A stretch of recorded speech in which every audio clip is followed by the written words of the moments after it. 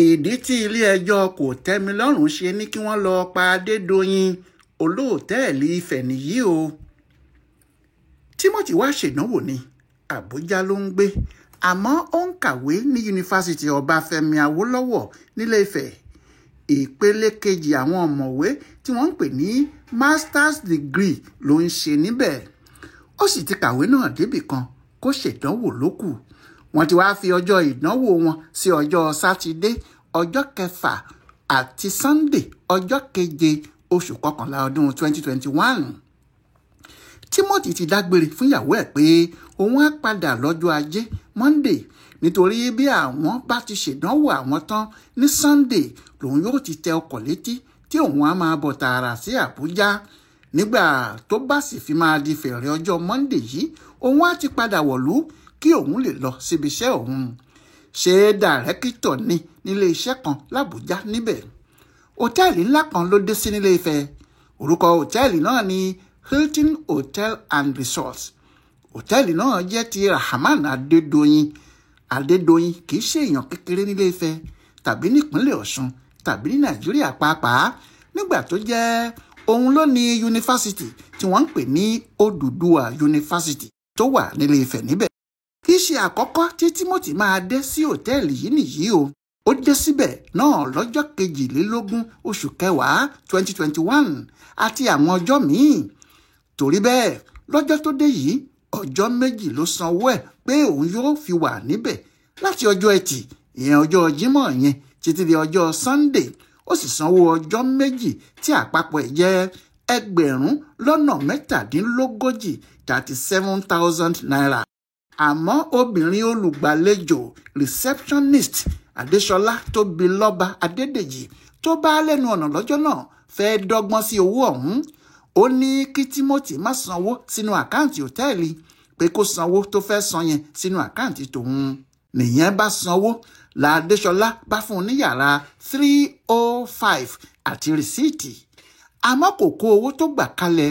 Òun àti mánéjà Adérọ̀gbà Adéníyì ni wọ́n jọ pín àpapín lásán ni. Ilẹ̀ mọ́ òun parí iṣẹ́ tiẹ̀ ó sì lọ. Receptionist míì tó gbaṣẹ́ Magdalene Chiefuna ń gbìyànjú láti mọ àwọn tí wọ́n wà nínú hòtẹ́ẹ̀lì kó lè mọ̀ pé àlàáfíà ni gbogbo wọn wà àti pé ohun gbogbo wà bó ṣe yẹ kó wà. Ṣùgbọ́n ó pe yàrá tí Timothy Adégòkè wà kò gbọ́ kẹ́nikẹ́ni dáhùn.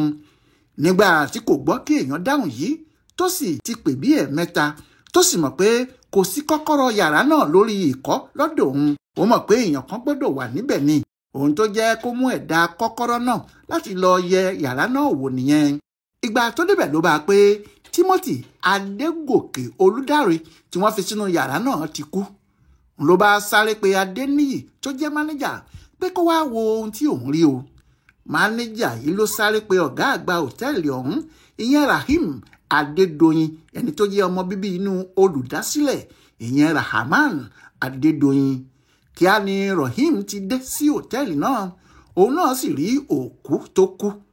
Ohun tí Rahim kọ́kọ́ ṣe ni pé òun àti mánéjà pé Magdalene ìyẹn receptionist sí ọ́fíìsì wọn. Wọ́n sì búra fún ọmọbìnrin olùgbàlejò náà. Wọ́n ní kò gbọ́dọ̀ ṣèèṣì sọ ohun tó ṣẹlẹ̀ yìí síta fẹ́nìkan. Kò sì gbọ́dọ̀ jẹ́wọ́ níbìkan pé òun rí òkú ẹnìkan nínú hòtẹ́ẹ̀lì yìí. Kó fi gbogbo ọ̀rọ̀ tó kù sílẹ̀ òun Rahim yóò yanjú ẹ̀ kíákíá. Lẹ́yìn náà ló wa mọ́tò jáde. Ó sì dàbí pé ilé bàbá rẹ̀ ló lọ. Nígbà tí wọ́n débẹ̀ wọ́n ránṣẹ́ sí Adéṣọlá Adédèjì tó gbowó lọ́wọ́ Timothy. Ìyẹn náà sì wá bá wọn nílé alága wọn ìyẹn Rahman Adédoyin. Ni wọ́n bá ní kó tún rìsíìtì míì kọ. Orúkọ tí yóò sì kọ síbẹ̀ ni Lékan Adéwálé. Bẹ́ẹ̀ ni kò sẹ́nìkan tó jẹ́ bẹ́ẹ̀ tó sùn sí hòtẹ́ẹ̀lì wọn. Nígbà tó di ọwọ́ aago 11 lálẹ́ Rahim àti Adérọ̀gbà pẹ̀lú Kasim lọ sínú yàrá tí ọmọkùnrin náà kú sí. Wọ́n yí aṣọ bẹ́ẹ̀dì mọ́ lórí wọ́n sì dí lókùn. Lẹ́yìn náà ni wọ́n gbé e sínú páálí ńlá kan tí wọ́n yí ìyẹn náà lókùn dọ̀yìndọ̀yìn. Ni wọ́n wá gbé e sínú mọ́tò Rahim. Ẹ̀yìn mọ́tò Hilux ẹ̀ ni wọ́n gbé e sí. Ni wọ́n bá gbé òkú yìí gba ọ̀nà Ẹdẹ lọ. Wọ́n sì jù ú sí ẹ̀gbẹ́ oko kan níbẹ̀. Ni wọ́n bá sá padà wá sílé ní tiwọn. Àwọn tí wọ́n ṣiṣẹ́ yìí nìyẹn. Gẹ́gẹ́ bí ọ̀gá ọlọ́pàá Ọ̀ṣun nígbà náà Ọlọ́kọ̀dé ṣe wí. Àmọ́ nígbẹ̀yìn Oríyọmí Hamzat tó ní rédíò Àgídìgbò sọ pé òun àtàwọn ọlọ́pàá kan jọ wo fídíò ẹ̀rọ aṣòfófó CCTV níbi tí àwọn ti rí i pé kí wọ́n tó gbé òkú náà jáde Rahman Adédoyin fúnra ẹ̀ ìyẹn bàbá wọn wá síbẹ̀ lóru yẹn tó sì wọlé sínú yàrá tí Adégòkè kú sí ó sì pẹ́ kó tó jáde níbẹ̀ tẹ́nìkan kò sì mọ ohun tó lọ ṣe. Gbogbo eléyìí tó ṣẹlẹ̀ yìí láàrin òru ọjọ́ sátidé ọjọ́ 6 oṣù kọkànlá ọdún 2021 yìí náà ni. Bẹ́ẹ̀ ní gbogbo ọjọ́ sátidé yìí ní ìyàwó Timothy Adégòkè fi ń pè é láti Àbújá. Bí obìnrin náà ti jí ní àárọ̀ ọjọ́ kejì tí ọkọ ẹ̀ ti dé sí òtẹ́ẹ̀lì náà ló ti bẹ̀rẹ̀ sí pé ìyẹn lọ́jọ́ sátidé yẹn ó fẹ́ kí i káàárọ̀ ni kó sì gbàdúrà pé yóò páàsì ìdánwò tó lọ ṣe. Àmọ́ bó tilẹ̀ jẹ́ pé fóònù náà ń dún kò rẹ́nìkan gbé e bó sì ti ṣe bẹ̀rẹ̀ iṣẹ́ nìyẹn o tó pe ọkọ ẹ̀ títí di àsìkò tó rò pé yóò ti lọ síbi ìdánwò tí kò sì pé mọ́. Àmọ́ nígbà tó tún rò pé ó yẹ kó ti parí ìdánwò ẹ̀ ó tún pè é títí kò rẹ́nìkan gbé e. Nígbà tí ilẹ̀ ṣú tí kò rí kí ọkọ òun pè padà tí kò sì gbé fóònù ẹ̀ àyà obìnrin náà já ó mọ̀ pé nǹkan kan tí kò dá ń ṣẹlẹ̀ ni torí ọkọ òun kì í ṣe bẹ́ẹ̀ pàápàá tó bá rin ìrìn àjò. Nígbà náà ló pe àwọn ẹbí àti ọ̀rẹ́ tí wọ́n súnmọ́ Ilé Ifẹ̀ ló ní kí wọ́n lọ bá òun wo ọkọ òun o. Ńlá àwọn yẹn bá dé yunifásitì lóòótọ́. Èyí tó sì yà wọ́n lẹ́nu jù ni nígbà tí wọ́n sọ fáwọn ẹbí yìí pé àwọn náà retí Timothy títí kó wá ṣèdánwò ẹ̀ ṣùgbọ́n àwọn ò rí o. Nígbà tí àwọn ará yunifásitì gbọ́ àlàyé tiwọn kíá ni wọ́n ti gbé ìgbìmọ̀ kékeré dìde làwọn àti ẹbí wọn bá gba àgọ́ ọlọ́pàá lọ. Ìṣòro kan tó wà níbẹ̀ náà ni pé ìyàwó Timothy kò mọ òtẹ́ẹ̀lì tí ọkọ ẹ̀ sùn ó kàn ní òun wà ní òtẹ́ẹ̀lì ńlá kan nílé Ifẹ̀ náà ni. Àmọ́ àwọn ọlọ́pàá ṣe kinní kan o wọ́n ránṣẹ́ sí alága àwọn ẹgbẹ́ olóòtẹ́ẹ̀lì ní Ilé Ifẹ̀ ìyẹn sì fi ohùn síta pé kí gbogbo àwọn olóòtẹ́ẹ̀lì yẹ ìwé wọn wò kí wọ́n wò ó bóyá ọkùnrin kan tó ń jẹ́ Timothy Adégòkè Olúdáre wá sùn sí òtẹ́ẹ̀lì àwọn. Àmọ́ èyí kò mú nǹkan kan jáde nígbà tó jẹ́ pé kò sí orúkọ olóògbé náà nínú ìwé òtẹ́ẹ̀lì tó sùn sí gan-an. Kódà àwọn ọlọ́pàá jáde wọ́n lọ sí òtẹ́ẹ̀lì Hilton nígbà tí ìyàwó ẹ̀ rí àwọn rìsíìtì òtẹ́ẹ̀lì náà tó ti lò tẹ́lẹ̀. Wọ́n bá Rahman Adédoyin fúnra ẹ̀ níbẹ̀. Òun náà sì bá wọn yẹ ìwé wò wọ́n ní kò sẹ́ni tó ń jẹ́ Timothy tó wá sùn sí òtẹ́ẹ̀lì náà lọ́jọ́ 5 oṣù kọkànlá ọdún 2021. Nígbà náà ni wọ́n lọ yẹ àkáǹtì ẹ̀ wò ní báǹkì torí àwọn ọlọ́pàá kúkú ti sọ fún gbogbo ayé pé àwọn ń wá. Ìyẹn ni báǹkì ṣe gbé àkáǹtì ẹ̀ síta. Níbẹ̀ ni wọ́n sì ti rí i pé ó sanwó fẹ́nìkan obìnrin kan tó ń yí Adéṣọlá Tóbilọ́ba Adédèjì àti pé accommodation ìyẹn yàrá ìgbé ló kọ síbẹ̀. Níbi tí àwọn ọlọ́pàá ti fò sókè fún ayọ̀ nìyẹn. Ó kù bí wọn yóò ti ṣe rí ẹni tó ní àkáǹtì náà. Nígbà tí wọ́n lọ yẹ àkáǹtì obìnrin náà wò ní báǹkì tiẹ̀ wọ́n rí fóònù ẹ̀ níbẹ̀.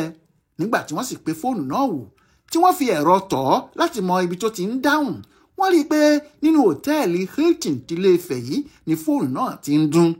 Ni wọ́n bá sáré lọ síbẹ̀ nígbà tí wọ́n sì ní kí wọ́n kó gbogbo àwọn òṣìṣẹ́ wọn jáde tí wọ́n béèrè pé ta ni Adéṣọlá Tóbilọ́ba Adédèjì nínú wọn. Ọmọbìnrin receptionist olùgbàlejò yẹn náwó ara ẹ̀ sókè. Níbẹ̀ làwọn ọlọ́pàá ti mú un. Ọ̀rọ̀ ti lójútùú níwádìí bá bẹ̀rẹ̀ ní pẹrẹwu. Ọjọ́ 11 oṣù kọkànlá 2021 ni wọ́n mú un. Nígbà tí yóò fi di ọjọ́ kejì tí wọ́n mú Adéṣọlá àwọn ọlọ́pàá ti tún padà dé nítorí ó ti jẹ́wọ́ àwọn kinní kan fún wọn. Ni wọ́n bá ṣa àwọn 5 míì lọ nínú àwọn òṣìṣẹ́ Adédoyin ìyẹn lọ́jọ́ 12 oṣù kọkànlá yìí kan náà. Àwọn tí wọ́n mú yìí ni Magdalene Shefuna, Lawrence Olúwọlé, Adéníyì Adérọ̀gbà, Kúnlé Adébáyọ̀ àti Oyètúndé Kasim. Nígbà tí ọwọ́ ti tẹ àwọn mẹ́fẹ̀ẹ̀fà yìí kíá ni àṣírí tú pé Rahim Adédoyin àti bàbá ẹ̀ Rahman Adédoyin mọ gbogbo ohun tó ṣẹlẹ̀ pátá. Wọ́n gbọ́ bí Rahim ṣe bá wọn ṣètò òkú Timothy tí wọ́n fi gbé e sẹ́yìn mọ́tò ẹ̀ àti ibi tí wọ́n gbé e lọ nínú ìgbẹ́ tí wọ́n jù sí. Àwọn ọlọ́pàá lọ síbẹ̀ wọ́n sì hú òkú Timothy Adégòkè níbi tí àṣírí ti tú pátápátá nìyẹn. Nígbà tí ó di ọjọ́ 15 oṣù kọkànlá wọ́n mú Dr. Rahman Adédoyin ẹni tó ní ilé ìtura Hilton Hotels and Resorts. Òun àti ọmọ ẹ̀ Rahim ni wọ́n jọ fẹ́ mú àmọ́ Rahim ti sá dànù ní tiẹ̀, àwọn ọlọ́pàá wá títí ẹnìkan ò rí. Àbújá ni wọ́n kọ́ gbé Rahman lọ tí wọ́n sì fẹ́ ṣe ẹjọ́ ẹ̀ náà níbẹ̀, àmọ́ àwọn èèyàn kò gbà. Wọ́n ní kí wọ́n máa gbé e bọ̀ ní ìpínlẹ̀ Ọ̀ṣun níbi tí wọ́n ti pa Timothy Adégòkè. Fẹ́mi Fálànà ní lọ́ọ̀yà tó kọ́ ń bá àwọn ẹbí Adégòkè ṣe ẹjọ́ náà, òun náà ló sì kọ̀wé sí ọ̀gá ọlọ́pàá pé kí wọ́n má fi Àbújá da ojú ẹjọ́ náà rú o, kí wọ́n máa gbé kéèsì náà bọ̀ lọ́ṣun nítorí ohun tí àwọn ẹbí olóògbé náà fẹ́ nìyẹn. Bẹ́ẹ̀ ni Káyọ̀dé Àjùlọ tó jẹ́ lọ́ọ̀yà bàbá ọmọ náà pàápàá sọ fáwọn ọlọ́pàá Àbújá ni wọ́n bá gbé Adédoyin àtàwọn ọmọọṣẹ́ ẹ̀ wá sí Òṣogbo ìpínlẹ̀ Ọ̀ṣun, wọ́n sì farahàn nílé ẹjọ́ ní ọjọ́ 3 oṣù kẹta ọdún 2022. Níbẹ̀ ni adájọ́ Oyèbọ́lá Adépèlé Òjó ti pàṣẹ pé kí wọ́n lọ́ọ́ fi Adédoyin àtàwọn ọ̀daràn tó kù pamọ́ sí ọgbà ẹ̀wọ̀n Iléṣà títí tí ẹjọ́ náà yóò fi bẹ̀rẹ̀ gan-an. Bẹ́ẹ̀ ni ìgbẹ́jọ́ bẹ̀rẹ̀ pẹrẹwu tí wọ́n ń gbé Adédoyin lọ sí kóòtù tí wọ́n sì ń wá ọmọ rẹ̀ Rahim, ṣùgbọ́n tí wọn kò rí títí di bá a ṣe ń sọ̀rọ̀ yìí. Eré làwọn èèyàn kọ́kọ́ pe kinní náà, àfi nígbà tí wọ́n rí i pé gbogbo ìgbìyànjú Adédoyin láti gba béèlì ara ẹ̀ tàbí kórìtà àwọn ọmọọṣẹ́ ẹ̀gbà ló já sí pàbó. Wọ́n wá múra sí kinní náà gidigidi. Lọ́ọ̀yà Adédoyin Williams Abíọ́dún gbìyànjú láti rí àwọn ẹbí Adégòkè bóyá àwọn lè rí ọ̀rọ̀ náà yanjú láàrin ara wọn, àmọ́ pàbó ni akitiyan ẹ̀ já sí. Nígbà náà ni wọ́n kúkú dojúkọ ẹjọ́ náà tààrà níwájú adájọ́. Ṣùgbọ́n pẹ̀lú gbogbo ẹ̀, ní 30 oṣù karùn-ún May 5, 2023, adájọ́ Adépèlé Òjó dájọ́ ikú fún Rahman Adédoyin àti àwọn òṣìṣẹ́ méjì, ìyẹn Adéníyì Adérọ̀gbà àti Oyètúndé Kazeem. Ó ní kí wọ́n lọ yẹgi fún wọn ni. Àmọ́ wọ́n tú àwọn 3 sílẹ̀ nínú àwọn òṣìṣẹ́. Àwọn náà sì ni Lawrence Olúwọlé, Magdalene Shefuna àti Kúnlé Adébáyọ̀. Ní ti Adéṣọlá Adédèjì, receptionist tí ọ̀rọ̀ náà bẹ̀rẹ̀ lórí ẹ̀, ẹ̀wọ̀n ọdún 2 ni wọ́n jù ú sí nítorí wọ́n ní òun ló fẹ́ dojú ẹ̀ rírú nípa yíya rìsíìtì àti kíkọ orúkọ ẹlòmíì sínú ìwé wọn lóòtẹ́ẹ̀lì. Kò sẹ́ni tí yóò gbọ́ ọjọ́ ikú ẹ̀ tí kò ní rúnra. Adìyẹ pàápàá gbọ́ ọjọ́ ikú ẹ̀ ó pòṣé. Adédoyin sáré gba ilé ẹjọ́ kòtẹ́milọ́rùn lọ. Ó nígbàgbọ́ pé ó ṣeéṣe kó jẹ́ ilé ẹjọ́ yìí ni òun yóò ti ja àjàbọ́ nítorí àṣẹ tí wọ́n bá pa níbẹ̀ ju ti ilé ẹjọ́ gíga lọ. Àmọ́ ọ̀rọ̀ kò rí bẹ́ẹ̀ o. Ilé ẹjọ́ kòtẹ́milọ́rùn yìí fàṣẹ ńlá sí i pé kí wọ́n lọ pa Adédoyin àti àwọn méjèèjì yìí kí wọ́n yẹgi fún wọn.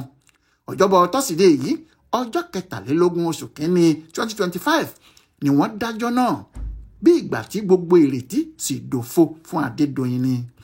Àwọn kan ti ní bóyá Adélékè yóò tú sílẹ̀ bó bá yá, àmọ́ ìjọba Ọ̀ṣun ti ní kẹ́nikẹ́ni má sọ gómìnà Adémọ́lá Adélékè lẹ́nu o. Kò síbì kankan tó sì sọ fẹ́nìkan pé òun yóò tú Adédoyin sílẹ̀ o. Ọ̀rọ̀ ti dojú ọlọ́mọ ò tó báyìí o, nítorí kò sẹ́ni tó mọ bí Òkúdìyẹ ṣe tún lè padà wá jẹ̀gbàdo. Wọ́n ti ní kí wọ́n pa Adédoyin, kò sì sọ́gbọ́n kankan tó lè dá sí i. Bùdó àgbáyé fún àṣà àtìṣe Yorùbá World Center nínú ọgbà Yunifásítì Ìbàdàn ní Láìwọlá Alága ti ṣèwádìí ọ̀rọ̀ náà lẹ́kùnrẹ́rẹ́. Ẹ kú òkàlẹ̀.